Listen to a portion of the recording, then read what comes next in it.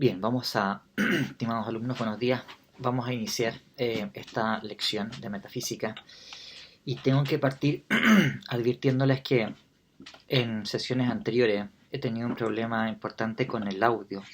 Estaba usando los audífonos y el micrófono que tiene el audífono del celular, y eso al parecer genera un ruido muy molesto cuando queda grabado el lo que estamos haciendo. Entonces estoy usando ahora otro micrófono que no tiene ese problema, pero tiene el problema que sí, no tiene el problema del audio, pero desgraciadamente no puedo escucharlo porque eh, todo el sistema de audio queda bloqueado por el uso del micrófono. Entonces, cuando quieran ustedes hacer una pregunta, les voy a tener que pedir que me lo hagan por el chat simplemente, porque no voy a poder escuchar las preguntas que ustedes me puedan hacer oralmente, de que la posibilidad que tengo yo de escucharlos a ustedes queda bloqueada por el uso del micrófono, pero creo que igual todo esto es mejor debido a que él por lo menos no va a tener ese pito, digamos, esa interferencia tan molesta que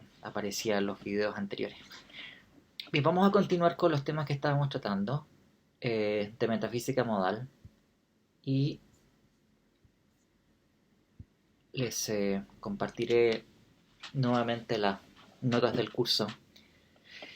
Les recuerdo que la próxima semana, el día jueves, es la entrega del segundo ensayo. Y bueno, las condiciones para el ensayo son las mismas que para el primero. Debería ser un escrito de unas 2000 palabras. Por supuesto no tiene que ser exactamente 2000 palabras, del orden de si son 1900 o 2100 no hay ningún problema. Si son 3000 sí es un problema, ¿de acuerdo? Y si son 1000 también es un problema. Entonces, del orden de 2000 palabras eh, sobre algunos de los temas que ya hemos visto durante el curso, especialmente en temas de metafísica modal, que es lo último que hemos estado viendo. Pero es conversable si ustedes tienen alguna idea que, en fin, no se ajusta exactamente a esto, pero toma alguno de los temas del curso. Eso es la próxima semana. Y bueno, y sería la última evaluación para tener notas de presentación de examen. Entonces, es una evaluación importante. Ok, entonces, lo que estábamos tratando en las lecciones anteriores tenía que ver con los rendimientos teóricos que tiene el posibilismo modal. Hemos estado examinando de qué manera el posibilismo modal pretende ofrecer un análisis de la modalidad, o sea, de los cuadraditos y rombitos, esto es de estos operadores es necesario que y es posible que. De qué manera el posibilismo modal nos permite desarrollar una teoría acerca de las propiedades. Esto es una teoría acerca de qué es lo que cumplen las funciones de una propiedad universal, en términos de, en el caso de Lewis, de clases de objetos posibles. Cosa que otros nominalistas, después de Lewis, han seguido. O sea, ustedes van a Gonzalo Rodríguez Pereira, por ejemplo, que es probablemente el defensor contemporáneo más importante de un nominalismo de semejanza. Y claro, Gonzalo Rodríguez Pereira no sigue exactamente la forma que Lewis tiene de construir las clases de semejanza de objetos posibles, pero siempre está utilizando clases de objetos posibles.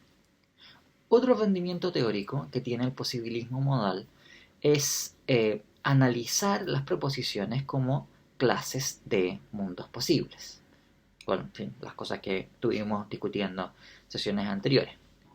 Otro rendimiento teórico del posibilismo modal es la introducción de la semántica de contrapartida, que, a ver, por una parte uno puede decir es una ventaja teórica, por otro es un acomodo más bien. O sea, si es que uno tiene una concepción como la de Lewis, no hay identidad de objetos en distintos mundos posibles, y la semántica de contrapartida lo que ofrece es una suerte de, en fin, como digo, acomodo de nuestras intuiciones ordinarias acerca de esa identidad de objetos en distintos mundos posibles, porque estrictamente no existe tal identidad.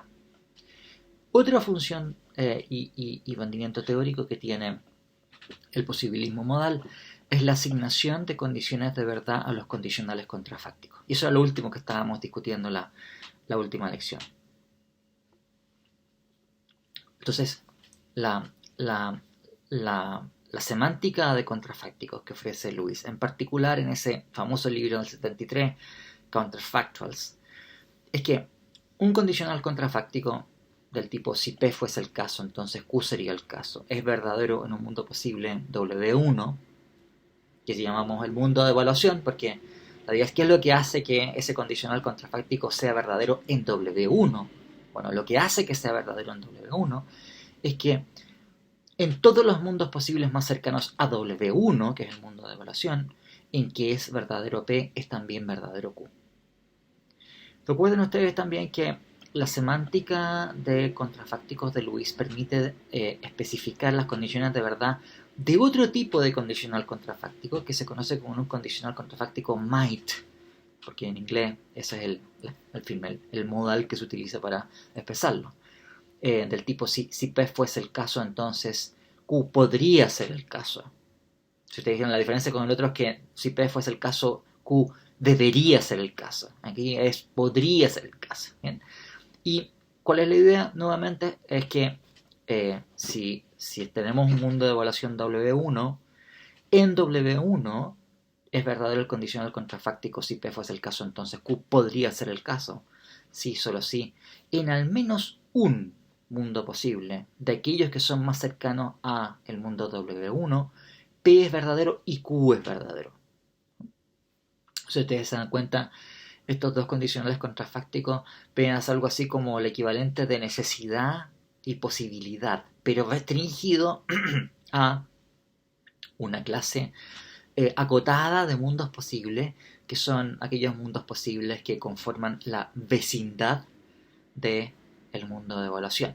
Recuerden ustedes que hablamos aquí de vecindad, de mundos cercanos o de mundos lejanos, porque estamos nosotros estableciendo una métrica entre esos mundos. Por decirlo así, tomamos los mundos posibles y los ordenamos entre sí, de manera que aquellos mundos posibles que sean más parecidos entre sí van a quedar más cercanos, entre sí más cerca, y los que sean más diferentes entre sí los vamos a poner más lejos. Entonces la idea es que cuando nosotros distribuimos todos los mundos posibles, como que así, tomamos un plano, por decirlo así, y los colocamos, por decirlo así, en distintos puntos en el plano, la idea es que van a quedar ordenados estos mundos de acuerdo a esta semejanza de semejanza. Y por tanto podemos establecer una métrica de distancias entre esos mundos, por los cuales algunos están más cerca que otros.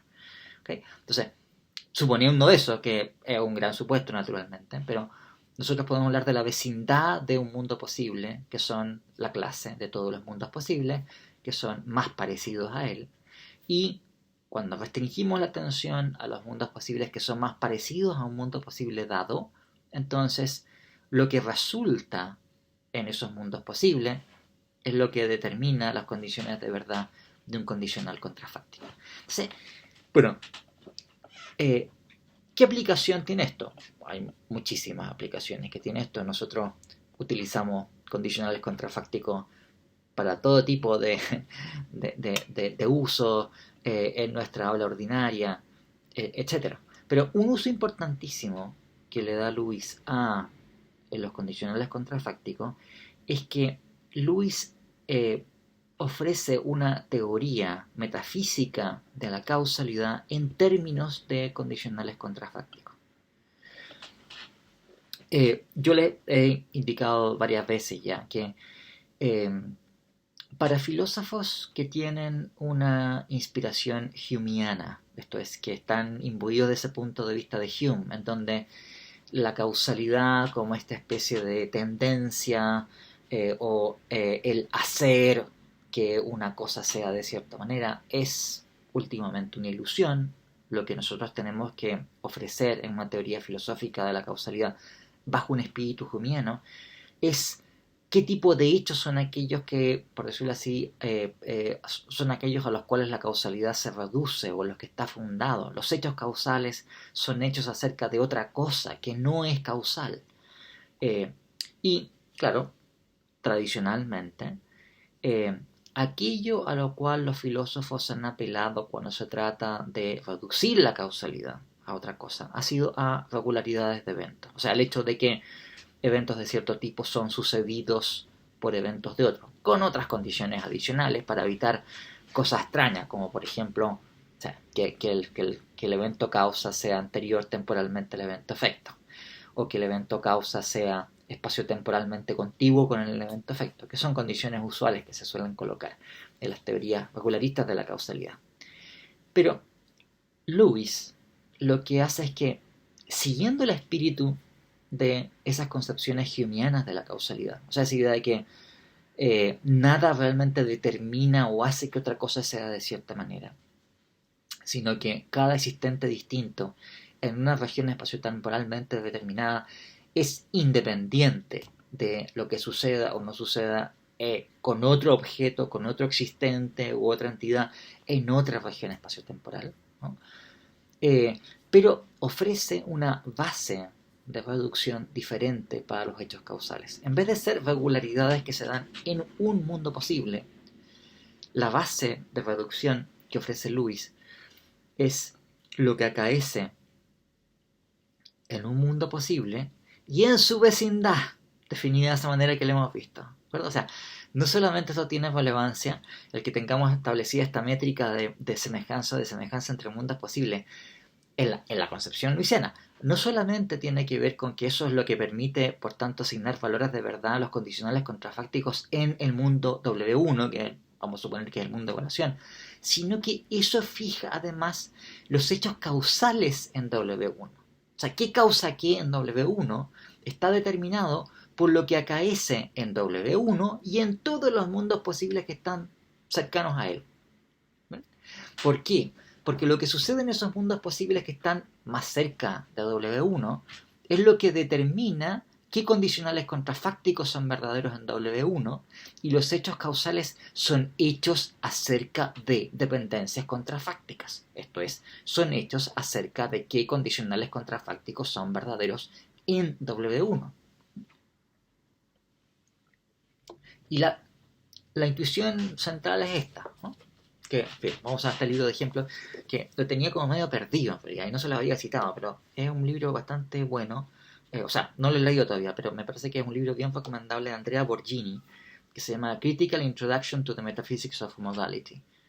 Y es un libro, me parece, tan bueno como otros manuales y otras obras de referencia, como por ejemplo creo que esta las había mencionado también, que es un libro de referencia ya bastante conocido, el 2002, de John Divers, Impossible Worlds.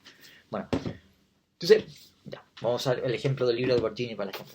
Nuestra idea es que si yo soltase el libro, cosa que no voy a hacer porque puedo botar el mate y va a quedar la escoba aquí, en fin. Pero si yo soltase el libro caería, ¿no es cierto? Esa es nuestra intuición ordinaria. No voy a soltar el libro, insisto, porque va a quedar la escoba. Pero si yo soltase el libro entonces caería por efecto de la fuerza de gravedad que afecta el centro de masa de la Tierra. ¿Bien? Bueno, noten ustedes cómo nosotros, esa es nuestra intuición de sentido común, debido a que pensamos que hay una fuerza que está operando, que tira las cosas, por decirlo así, la junta, que es la fuerza de gravedad, esa fuerza de gravedad es la que determina que sea verdadero, o que creamos que sea verdadero, este condicional contrafáctico, del tipo, si yo soltase el libro caería, aunque de hecho yo no solté el libro, pero este condicional contrafáctico parece verdadero, y lo que funda aparentemente la verdad del condicional contrafáctico es que existen conexiones causales que están determinadas por fuerzas de la naturaleza, como la fuerza de gravedad. Bueno, ¿cuál es la perspectiva lewisiana? Y esto es común no solamente a Lewis, sino que también, no digo, a los filósofos que están imbuidos del punto de vista humeano. Es que esto es un error de descripción. No es que haya conexiones causales en el mundo y que esas conexiones causales son las que determinan qué condicionales contrafácticos son verdaderos y cuáles son falsos, sino que la relación es exactamente la inversa. El orden, por decirlo así, de determinación ontológico está invertido aquí a lo que a nosotros nos parece intuitivamente correcto. Es porque son verdaderos ciertos condicionales contrafácticos que se dan ciertas conexiones causales. En otras palabras, las relaciones causales se reducen o se fundan según, en fin, como quieran ustedes, a hechos contrafácticos. Entonces la idea sería, mira, la fuerza de gravedad causa que el libro caiga porque, y ese porque indica la dirección de determinación ontológica, porque si el libro, perdón, si habría que formularlo así, si el libro no tuviese la masa que tiene y no estuviese localizado donde está, entonces no se habría visto atraído por el centro de masa de la Tierra. O sea, este condicional contrafáctico eh, resulta verdadero, y noten ustedes cómo el cambio el cambio de switch que se genera aquí. Ese condicional contrafáctico es verdadero, ¿por qué? Porque los mundos posibles más parecidos al mundo actual, en que el libro tiene la masa que tiene, está en fin, localizado en el punto en que se encuentra respecto del centro de masa de la Tierra, eh, se comporta de la forma en que lo hace. ¿Bien? No es que haya una fuerza de gravedad que determina cuál es la distribución de hechos en estos mundos posibles. No. Nosotros después hablamos de una fuerza de gravedad que tiene ciertas características debido a que tenemos esa distribución de hechos en distintos mundos posibles y que luego los ordenamos entre mundos más parecidos y menos parecidos. ¿Bien? Entonces, hablar de fuerzas, de potencias, de poderes causales, de relaciones causales que dependan de esas potencias, es, por decirlo así, algo ontológicamente derivativo, si es que no abiertamente mitología. Ok, entonces, noten ustedes cómo los condicionales contrafácticos en Lewis son utilizados para dar una explicación metafísica de qué es lo que es la causalidad. Claro, sigue esto el mismo espíritu de las teorías de inspiración hegeliana, en donde la causalidad era algo que estaba fundado en hechos acerca de regularidades. Pero aquí la base que funda los hechos causales no está constituido con los hechos que están restringidos a un único mundo, sino que tiene una base mucho más amplia y tiene que ver con lo que sucede en toda una vecindad de mundos posibles, ¿no? Ahora, esto tiene una serie de ventajas. Por ejemplo, no hay ningún problema en la concepción de Lewis con que existan relaciones causales singulares, ¿no? En las concepciones anteriores, las concepciones en donde la reducción de la causalidad se hacía a regularidades de eventos, no podían haber conexiones causales singulares. O sea, no podía haber conexiones causales que no estuviesen, por decirlo así, apoyadas en una ley natural general. Por eso la idea de ley natural se vuelve aquí fundamental en estas concepciones, porque si no hay una regularidad de eventos, entonces no puede haber conexiones causales, ¿no? O sea, bueno, es la idea que defiende Hume, es idea después que pasa a Kant. O sea, Kant, siempre que ustedes vean que en Hume aparece algo así como tenemos el hábito o costumbre, no sé qué, bueno, en Kant desaparece el hábito o costumbre, que es una especie de pulsión psicológica, y que parece súper arbitraria, digamos. En Kant eso pasa a ser una categoría a priori del entendimiento, ¿de acuerdo? De manera que nosotros no podemos pensar las cosas de otra manera, etc. Pero la idea central sigue dependiendo de Hume, ¿de acuerdo? Bueno, entonces en Kant también para esta idea. La causalidad requiere de una regularidad de base, porque la realidad de la causalidad es la regularidad. Bueno, cuando uno piensa de esa manera, naturalmente, no puede darse el caso de que un evento particular que no cae, un evento particular causa otro evento particular, sin que exista una ley general en donde todo evento del tipo del primero debe ser seguido por un evento del tipo del segundo, ¿no? Y esto tiene un montón de consecuencias.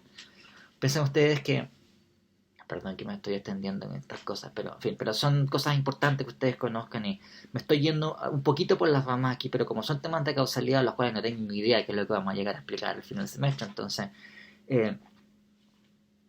igual vale la pena explicar esto. Noten ustedes lo siguiente, ¿no? Porque esto es tan importante. En todo el siglo XIX, fines del siglo XIX, la segunda mitad y último tercio del siglo XIX, se desarrolla toda una corriente en donde se pretende hacer una teoría acerca de las llamadas ciencias del espíritu, las Geisteswissenschaften en alemán. Entonces, ustedes van a ver que hay todo un desarrollo a fines del siglo XIX, del cual viene Dilthey, del cual vienen una serie de filósofos neocantianos, eh, muy interesantes. Gente de hoy día que son poco leídas, como que no los pescan mucho, quedan opacados por esta gente, pero en general yo, en fin, los leo con mucho gusto, son buenos filósofos profesionales. Bueno, tengo una línea de desarrollo en donde se habla de que las ciencias del espíritu que versan acerca de la historia, por ejemplo, no pueden establecer conexiones causales. Pues ahora sí, estaba la idea de que en la historia no hay conexiones causales. Las explicaciones causales pertenecen a la ciencia natural. Ahí sí.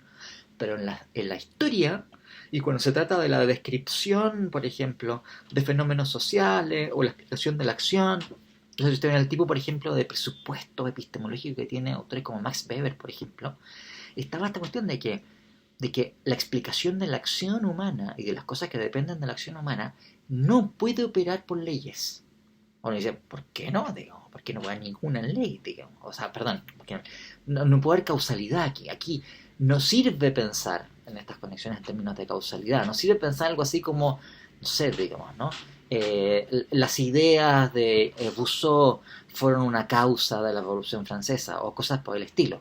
¿Por qué? Porque si pensaban esas conexiones en términos de causa, estábamos suponiendo, y esta es la herencia que viene de esta concepción, de que tendría que haber una regularidad. O sea que, si yo estoy hablando de las causas de la Revolución Francesa, por ejemplo, estoy hablando de ciertos eventos que por el tipo de evento que son, deben ser siempre ser sucedidas por otro. Entonces, por decirlo así, un historiador que está pretendiendo descubrir las causas de la Revolución Francesa es un historiador que debería estar pretendiendo de que hay una ley natural por la cual siempre que se produzcan eventos de cierto tipo se puede producir una revolución. ¿De acuerdo? Naturalmente que cualquier historiador mínimamente consciente de su disciplina va a ser extremadamente cauteloso para decir una cosa así. Entonces, la solución que ellos adoptan es decir, bueno, entonces lo que sucede es que en historia no hay explicaciones causales, ¿no? Ahora, si ustedes leen cualquier libro de historia, está lleno de explicaciones causales, ¿no? Bien, con otras palabras, digamos, ¿no? Pero, pero ¿por qué pasaba eso? Porque la causalidad estaba asignada a regularidades. Entonces, una vez que está asignada a regularidades, una vez que suponemos que solamente hay causalidades y hay regularidades, entonces, si yo creo que no es posible elaborar una ley natural por la cual necesariamente o en todos los casos se sigue que dado ciertos eventos se va a seguir otro, ahí no podemos hablar de causalidad. ¿Bien? Bueno, este es un caso que les muestro a ustedes, ¿no? Y por eso también viene toda esta idea de que la historia, por ejemplo, se preocupa de otra cosa que es la Verstehen, la comprensión, ¿no? Tiene que ver con la hermenéutica eh, eh, y después con otras corrientes en donde lo que importa aquí es la comprensión de un discurso, hacer sentido de, y eso no tiene que ver con causalidad. ¿Okay? Bueno, la teoría de Lewis, para volver después de este largo inciso, la teoría de Lewis es una teoría en donde no hay ningún problema con que ustedes tengan relaciones causales singulares, que no están, por decirlo así, de alguna manera fundada o dependiente en la existencia de una ley natural, en una regularidad de eventos. ¿Por qué? Porque basta con que sean verdaderos los condicionales contrafácticos. Entonces, puede ser que en un mundo posible no sea una regularidad que todo evento de cierto tipo es seguido por otro, pero sí puede haber una relación causal si es que en los mundos posibles más cercanos, en la vecindad modal de ese mundo posible, o sea, digo, los mundos más cercanos, se den una distribución de hechos del tipo requerido. ¿Bien? Sí, entonces, la teoría de Lewis es una teoría que, como les digo, tiene ventajas importantes en ese sentido respecto de las teorías regularistas típicas. Eh, ok, bien, yo, debido a temas de tiempo, no puedo seguir eh, discutiendo estas cosas ahora. Tenemos que ahora seguir con otros temas de los que teníamos previsto este curso. Y quiero observar estas consideraciones acerca del posibilismo modal con algunas observaciones críticas. ¿Bien? Algunas de ellas ya las hemos adelantado, otras no, pero ¿qué problemas son los problemas que han llevado a que la teoría de Lewis haya sido recibida en general, o de manera generalísima, con mucho escepticismo?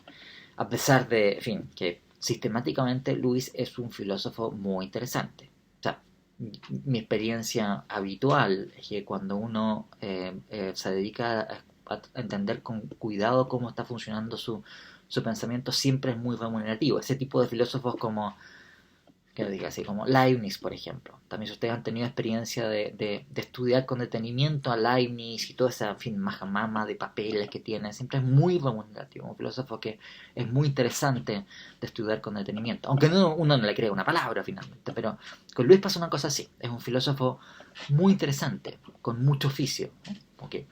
Bueno, eh, Luis se queja de que su teoría es recibida con escepticismo, y dice, y no sé por qué, no sé por qué la gente no cree en la teoría de los mundos posibles. Bueno, ¿qué razones hay? Hay algunas razones bastante obvias, ¿no? Bueno, una de esas razones es que los mundos posibles luisianos son entidades de la misma naturaleza del mundo actual.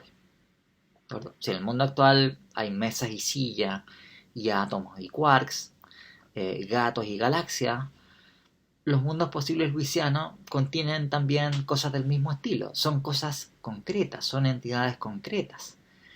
No son entidades abstractas, como les postula un actualista, por ejemplo, que te habla de un mundo posible, pero es un tipo de construcción abstracta que habrá de ser constituida últimamente por cosas o elementos o entidades que existen actualmente.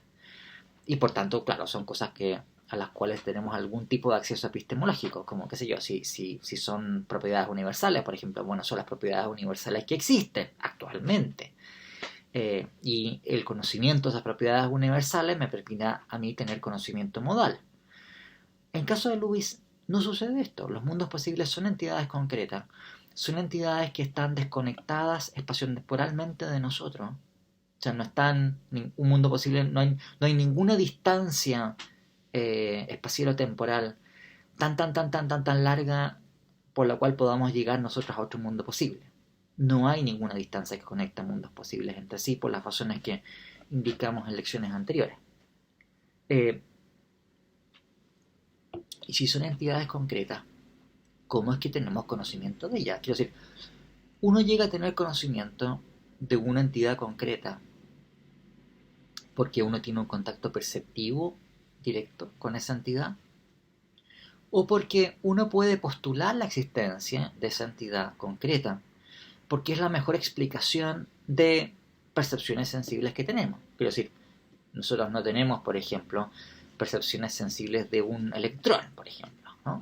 Nadie que dice, oh, mira, ahí viene, mira, ahí viene. Pero nosotros sí postulamos su existencia, tenemos razones más que justificadas para decir que existen esas partículas con las características que se le atribuye a la teoría física, debido a que son aquello que explica una multitud de fenómenos físicos que sí son perceptibles.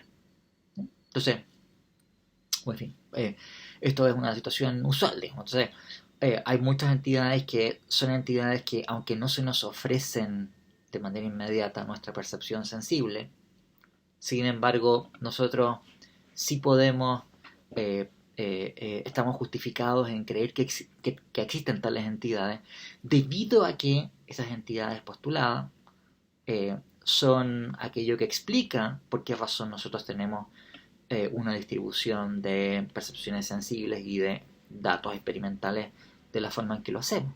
¿Okay?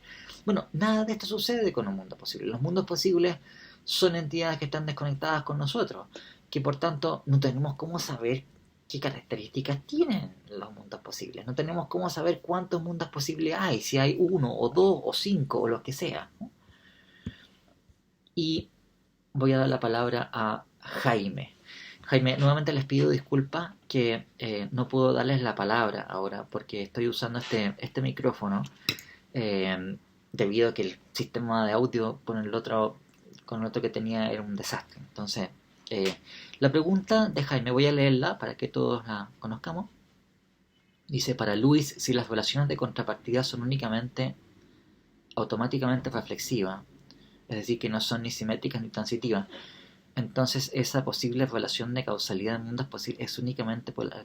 No es lo mismo, Jaime, la relación por la cual un objeto es contrapartida de otro que la relación causal. No son lo mismo, ¿no?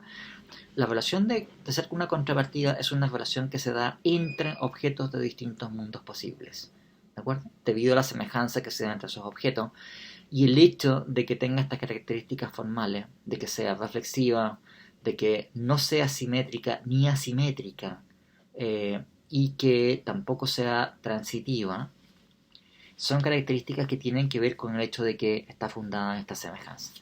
Bueno, la relación causal, en cambio, es una relación de un carácter distinto. Para empezar, es una relación que afecta eventos, que es algo que le sucede a un objeto. ¿Bien? En segundo lugar, es una relación que conecta entre sí eventos en un mundo posible. No hay relaciones causales entre mundos posibles, ni entre eventos que están localizados en distintos mundos posibles. Las relaciones causales solamente se pueden dar dentro de un mundo. Ahora, ¿cuándo se da una relación causal dentro de un mundo posible? Sea el mundo posible W1, ¿cuándo? Supongamos que los eventos son, es decir, el evento C por causa y el evento E, que es el efecto. Entonces, C causa E en la concepción lewisiana en el mundo posible W1, porque es verdadero en W1 que si C no ocurriese, E no ocurriría. ¿Y por qué es verdadero ese condicional contrafáctico? Porque en todos los mundos posibles más cercanos a W1, en que C no ocurre, tampoco ocurre E. Eso es lo que está diciendo. Pero esto no tiene que ver con contrapartida, no te confundas, Jaime. Bien, entonces, nuevamente tengo que advertirles que me tienen que hacer las preguntas por... Ya, ok. Bueno, entonces, estábamos considerando este problema que tiene, y que es un problema más o menos obvio, o sea, seguro que a ustedes se les pasó por la cabeza inmediatamente cuando comenzamos a hablar de mundos posibles, si no, esto es una locura, digamos. ¿Cómo es posible que tengamos nosotros conocimiento de hechos concretos? La forma en que Lewis intenta contestar esta objeción es tratando de oscurecer la distinción entre lo concreto y lo abstracto. O sea, Lewis lo que sostiene en On the Polarity of Worlds es que no tenemos claridad sobre cuál es la distinción que debe hacerse entre lo que es concreto y lo que es abstracto. Entonces, la idea de Lewis es decir, mira, en realidad, o sea, no es tampoco tan claro que los mundos posibles sean concretos y no abstractos. La razón por la cual Lewis plantea esta réplica es porque efectivamente, si ustedes quieren precisar, hacer un análisis muy preciso de qué es lo que es ser concreto y ser abstracto, hay una serie de problemas sistemáticos con esa definición, ¿no? O sea, con esa distinción. Hay ciertas formas de hacer la distinción que funcionan con dificultades, en algunos casos intermedios. Los casos intermedios son, en realidad, no muchos tampoco. Los casos que son problemáticos son los casos de conjuntos, que son entidades abstractas, cuyos elementos son entidades concretas. Ese es el caso central. Entonces, el punto es, si acaso la localización, por ejemplo, espaciotemporal de los objetos concretos, que son elementos de un conjunto, hace que el conjunto derivativamente pueda ser localizado, cosa que hay intuiciones muy claras al respecto. Y lo otro, en ese caso, las relaciones causales en las cuales puedan entrar los elementos concretos de un conjunto, que es una entidad abstracta, no puedan ser vistos como derivativamente relaciones causales en las cuales va a entrar el conjunto, que es una cosa. Pero si uno descuenta ese caso, tampoco es un tema tremendamente complicado. ¿Bien? Pero aun cuando uno vaya a, por decirlo así, admitir que no tenemos un análisis perfectamente satisfactorio para todo el mundo de qué es lo que es concreto y abstracto, podemos descansar ciertas intuiciones, y aunque uno le conceda a Luis decirle, ya, ok, no vamos a decir que los mundos posibles son concretos, pero no importa igual, son cosas de la misma naturaleza que el mundo actual, llámalo concreto o no concreto, abstracto o no abstracto, ¿cómo tenemos conocimiento de eso? ¿No? Y asociado con ese problema, tenemos el siguiente, que también lo vimos en lecciones anteriores. Si realmente no tenemos idea de cuántos mundos posibles hay, porque no tenemos contacto constructivo con ellos, ¿por qué razón vamos a suponer que los mundos posibles satisfacen un principio combinatorio? Que es lo que sostiene Luis, del que hay tantos mundos posibles como sean necesarios para que resulten verdaderos esos principios combinatorios según los cuales cualquier cosa puede existir junto o separada de cualquier otra. ¿Se acuerdan? Bueno, ese es un principio modal. Y Luis está sosteniendo que los mundos posibles satisfacen ese principio modal. Y después no quiere decir de que los mundos posibles luisianos reducen la causalidad. Pamplinas, no reducen nada. ¿No? La extensión del espacio modal de mundos posibles, luisiano, está funcionando debido, o si usted quiere, regulado por un principio modal, que es este principio combinatorio.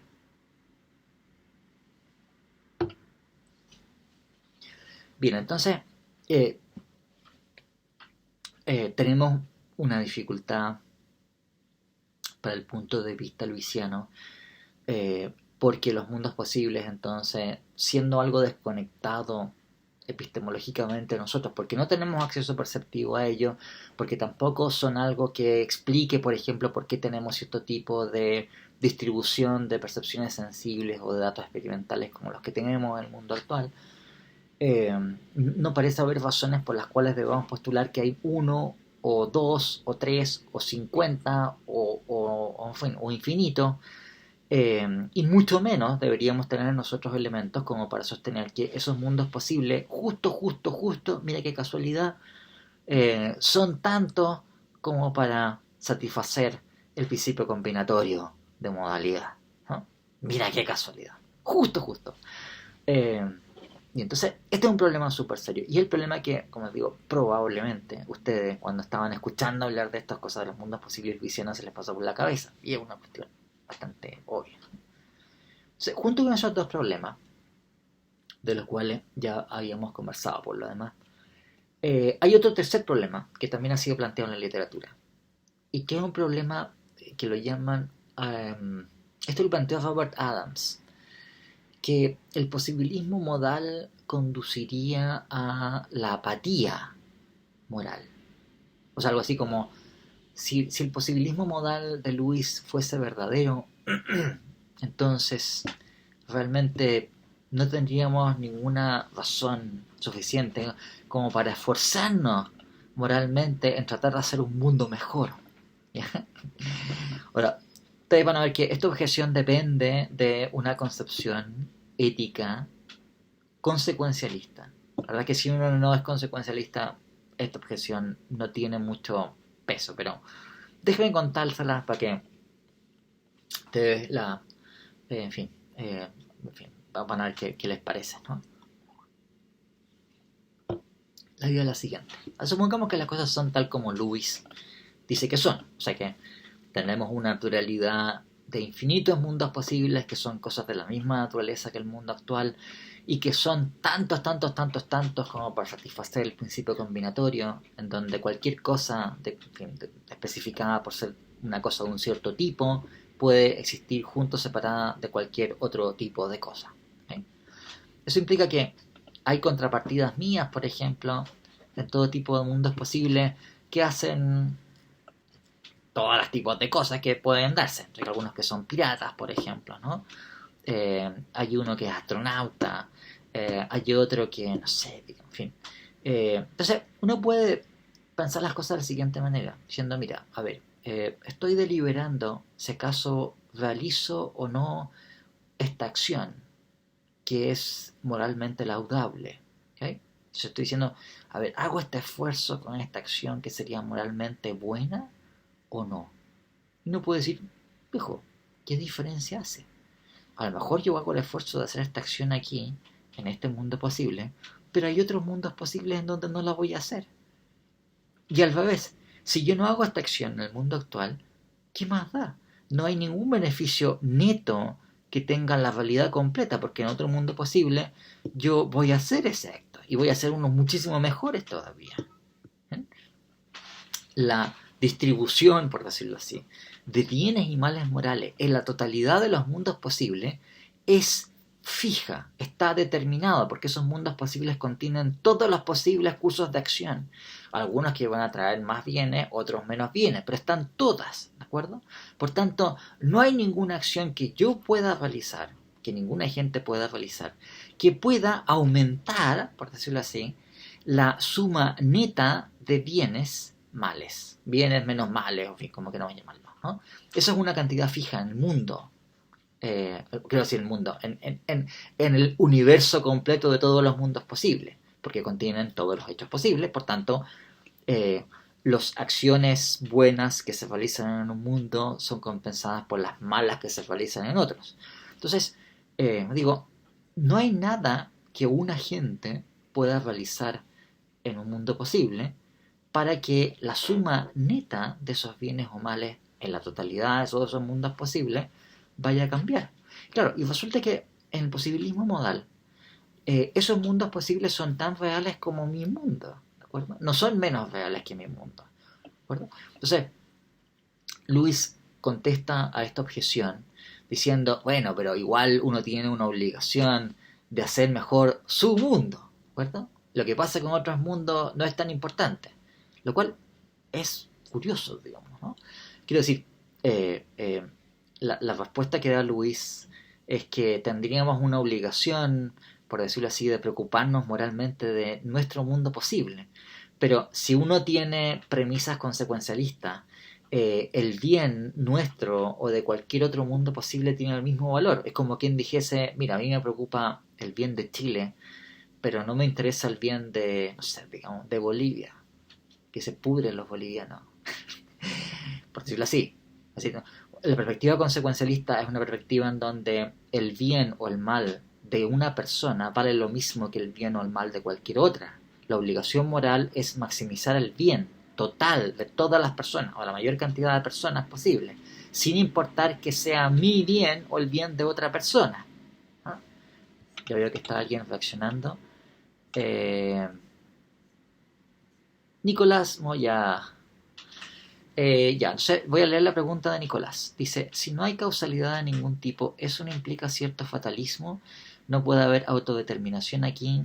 Además, si un objeto y sus contrapartidas no son la misma cosa, ¿eso no implica que un individuo no puede ser de otra manera en la que es? Bueno, estrictamente ningún individuo puede ser distinto de cómo es, porque las contrapartidas estrictamente son entidades distintas, son objetos numéricamente diferentes de su contrapartida, pero estamos suponiendo y concediéndole a Luis que podemos admitir su manera de parafrasear esto, diciendo, bueno, en fin, es posible que yo actúe de manera diferente en el sentido de que hay una contrapartida mía que actúa de manera diferente. El punto es el siguiente, Nicolás, que en una concepción consecuencialista, e insisto con esto vale cuando uno es consecuencialista, ¿de acuerdo? O sea, consecuencialista, recuerden ustedes, es una concepción de teoría ética fundamental en donde lo que determina que una acción sea moralmente correcta o incorrecta es la suma neta de sus consecuencias previsibles. Esto es, no tiene que ver con la naturaleza intrínseca de la acción, ¿no? Lo que hace que una acción sea buena es que esa acción va a generar más consecuencias buenas o menos consecuencias malas, o en fin, o lo que resulte de la compensación de unas y otras, en donde, por decirlo así, a los bienes le restamos los males que se produzcan, o algo por el estilo. Y no importa quién haga la acción, ni a quién afecte, interesa simplemente que sea la mayor cantidad de bienes para la mayor cantidad de personas y la menor cantidad de males para la mayor cantidad de personas. No interesan las diferencias de que algo corresponda, por decirlo así, a mí u a otra persona. Por lo mismo, en una concepción consecuencialista, me está conectando también Jaime. En una concepción consecuencialista, además, así como no importa que una acción sea beneficiosa para mí o para otra persona. Lo importante es que la suma total de bienes en el universo sea más alta. Tampoco tiene que importarme que algo, por ejemplo, así sea un bien para los que están cerca mío, más bien que las otras personas. Me interesa la suma neta de bienes y males. Como decía, de un punto de vista consecuencialista, es moralmente reprochable que alguien esté buscando, por ejemplo, el bien de Chile a costa del mal de Bolivia. ¿Cachai? Esa es una forma de pensar egocéntrica, en donde me importan, por decirlo así, los míos. ¿Cachai? No, porque somos todos chilenos, así que se pudra. Eso no es consecuencialista. Lo que tenemos que hacer es actuar de aquella manera que sea óptima para maximizar el bien del universo, ¿no? Y no importa que sean chilenos, bolivianos, o, en fin, o de donde sea, ¿de acuerdo? O mongoles, da lo mismo, ¿no? Entonces, claro, la respuesta que da Luis es una respuesta que supone hacer una diferencia entre mi mundo posible y los restantes. Y esa diferencia, desde un punto de vista consecuencialista, es arbitraria. ¿Bien? Había otro punto que estaba indicando Nicolás, es si acaso la posición de Luis no implica cierto fatalismo. No, no es fatalista. O sea, la idea sería, mira, sería fatalista si es que uno dijera, el tipo de acción que va a hacer una persona es una acción que no podría haber hecho de otra manera. Y claramente podría haber actuado de otra manera. ¿Por qué podría haber actuado de otra manera? Bueno, porque es verdadero un condicional contrafáctico. ¿Y de qué depende eso? De lo que pasa en los mundos posibles cercanos al mundo de evaluación. Entonces, en un mundo posible, el mundo posible W1, un objeto actúa de la forma que actúa, ¿no?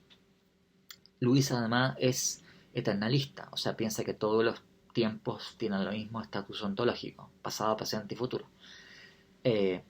Actúa de la forma que actúa. Pero es verdadero para esa persona que podría haber actuado de una manera distinta. ¿Y por qué? Bueno, porque es verdadero cierto condicional contrafáctico, en virtud del cual si la persona hubiese estado en tales circunstancias, hubiese actuado de una manera distinta. A ver, voy a contestar la pregunta de... y a la pregunta, antes de ir nuevamente a Nicolás, la pregunta de Jaime es... no necesariamente las acciones malas serán compensadas por buenas acciones en otro mundo si no sabemos la cantidad de mundos posibles contenidos en el principio combinatorio. Es decir, no conocemos cuáles son los mundos posibles realmente existentes. Entonces puede que convenga hacer el bien porque podría haber mundos posibles en que en el total haya más acciones buenas. A ver, la idea sería la siguiente. Si los mundos posibles no satisfacen el principio combinatorio, no tenemos idea de lo que pasa en otros mundos posibles. Y en ese caso, por supuesto, tenemos que tratar de maximizar las buenas acciones según lo que para nosotros es previsible, que es lo que pasa en nuestro mundo. Y ni siquiera en nuestro mundo. Tampoco tenemos completa previsibilidad de nuestras acciones en nuestro mundo. Pero el punto es que si vale el principio combinatorio, y si los mundos posibles, tal como Luis los entiende, satisfacen el principio combinatorio, nosotros hay algo que sí sabemos. Sabemos que cualquier cosa que sea posible va a estar balizada en alguna región de la realidad total u otra, ¿sí? En algún mundo posible u otro. Y por tanto, no hay ninguna, por decirlo así, falencia en los bienes y males que van a estar balizados. Están balizados todos, ¿verdad? Y por esa razón, como están balizados todos, a lo mejor no en mi mundo, pero en otros mundos posibles, y tienen tanta validad como lo que pasa en mi mundo, entonces ¿para qué me esfuerzo, pues, viejo? Pasando todo el tipo de esfuerzos yo para, no sé, para no ser malo, ¿cachai? Cuando otros mundos posibles ya son muy malos, pero mucho más malos, ¿cachai? Entonces yo hago el esfuerzo, ellos no, ¿cachai? Y es más, da lo mismo lo que yo haga. Estos tipos van a seguir haciendo cualquier tipo de brutalidad y por tanto la suma neta de bienes y males en la totalidad de los mundos posibles va a seguir siendo la misma. Y ahí Nicolás Moya, perdón, había una pregunta que se me estaba quedando. Fatalismo en el sentido de las personas no tienen poder causal sobre sus actos. Claro, si quiere entender poder causal, como lo entiende un filósofo que no es humeano, nadie tiene poder causal de nada. No solamente nosotros no tenemos poder causal sobre nuestras acciones, es que no hay poder causales de ningún tipo. ¿De acuerdo? No hay potencias, no hay poderes. No solamente vale para nosotros, vale para las fuerzas de la naturaleza. Mejor dicho, el que nosotros hablemos de fuerzas de la naturaleza como una cosa que tira, que empuja, que es una manera de describir simplemente o regularidades o dependencias contrafácticas si es que uno tiene una concepción gimiana, ¿no?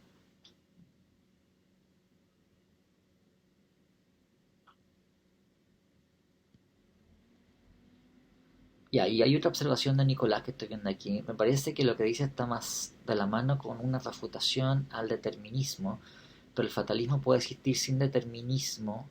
La visión causal de Lewis se parece más a la teoría que un mundo con libre albedrío. Bueno, la idea sería la siguiente, ¿no? Dejando la discusión del biólogo, que yo sé que a Nicolás le apasiona esto, pero ¿qué motivación tendría un agente moral para realizar o no realizar una acción? En principio sería porque quiere, o sea, que las cosas sean mejores en el mundo. Si es que uno admite un punto de vista consecuencialista.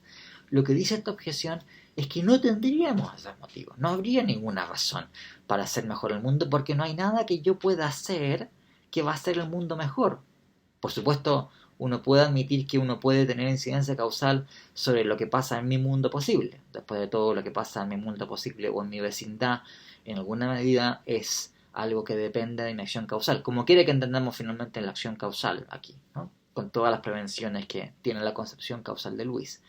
Pero el punto es, en esta objeción, que cualquier tipo de bien que yo deje de realizar en mi mundo es un bien que se va a realizar en otro mundo. Cualquier mal que sea producido en este mundo es un mal que es evitado en otro mundo posible. Y eso por definición, porque en fin, los mundos posibles satisfacen la combinatoria de todos los mundos posibles. Déjenme comentarles algo sobre qué es lo que pasa si es que uno tiene una concepción no consecuencialista acerca de la evaluación de las acciones morales. Porque en este caso la objeción no tiene mucho sentido. En un punto de vista no consecuencialista, las acciones son, no todas, pero hay acciones que son buenas o malas por su especie. Y lo que resulta malo es que yo realice la acción, ¿no? O sea, por eso es malo matar a un inocente, por ejemplo. No importa las consecuencias que tiene. No tiene sentido uno comenzar a calcular cuántas buenas consecuencias tiene matar a un inocente. No. No debo matar a un inocente. Y es malo que yo, por desgracia, aplique y determine mi voluntad en matar a un inocente. Entonces estaba compartiendo pantalla, ¿no? Entonces, aunque uno pueda decir, mira, la suma total de bienes y males en toda la totalidad de mundos posibles va a ser invariante, es malo que un agente decida libremente hacer una acción que es moralmente reprochable, por el tipo de acción que es.